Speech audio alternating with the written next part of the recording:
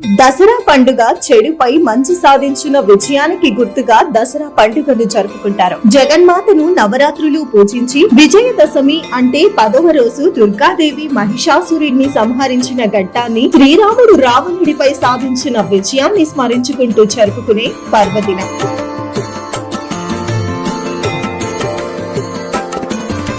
ఒకప్పుడు దసరా పండుగ సరదాలు తెచ్చేది. ముఖ్యంగా చిన్న పిల్లలు సరదా సయ్యాటంలో మునిగి తేలేవారు. ఏదయ్యా మీదయ్యా మా మీద లేదు, ఇంతసేపు ఉంచుట ఇది మీకు తగదు, శీఘ్రముగా నివ్వరే శ్రీమంతులారా అంటూ పాటలు పాడేవారు. తమ ఉపాధ్యాయుల వెంట ఇంటింటికి వెళ్లి దసరా నవరాత్రుల గురించి వివరిస్తూ ప్రజల ఆశీర్వాదాలు అందుకోవడమే ఈ ఘట్టం ప్రధాన ఉద్దేశం. ఈ ప్రత్యేకమైన పాటల్లో డబ్బులు, ధాన్యాలు వంటి బహుమానాలు అడిగే పల్లవులు ఉండేవి. పిల్లలు తమ చేతుల్లో బిల్లులను పట్టుకొని బాణం చివర పువ్వులు, ఆకులు ఉంచి సున్నితంగా ఎక్కుపెట్టి పూల వర్షం కురిపించేవారు. అలాగే బొమ్మల కొలువును ఏర్పాటు చేసేవారు. ఇక పెద్దలు బంధువు మిత్రువులను ఆహ్వానించి వారితో ముచ్చటిస్తూ అంతా కలిసి పండుగను ఆనందంగా జరుపుకునేవారు. ఒకే ఊరు ఒకే పండుగ అనే విధంగా ఐక్యతా రాగాన్ని అందుకొని సమాజంలో ఒక ఆనందకరమైన వాతావరణాన్ని సృష్టించేవారు.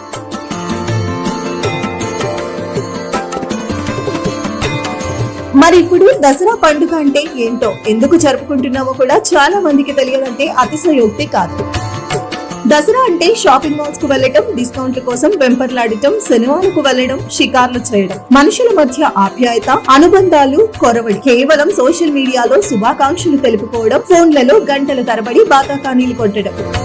ఇక పిల్లలు బొమ్మల కొలువు ఏర్పాటుకు బదులు ఫోన్ లో గేమ్స్ ఆడుకోవడం, మరోవైపు ఒకరిని చూసి మరొకరు పోటీ పడి మరి భారీ దుర్గాదేవి ప్రతిమలను నెలకొల్పి నవరాత్రులను గొప్పగా జరిపించామని భావిస్తూ మొత్తానికి మమ అనిపించేయడం. ఇంతే కదా ప్రస్తుత పండుగ వైభవం.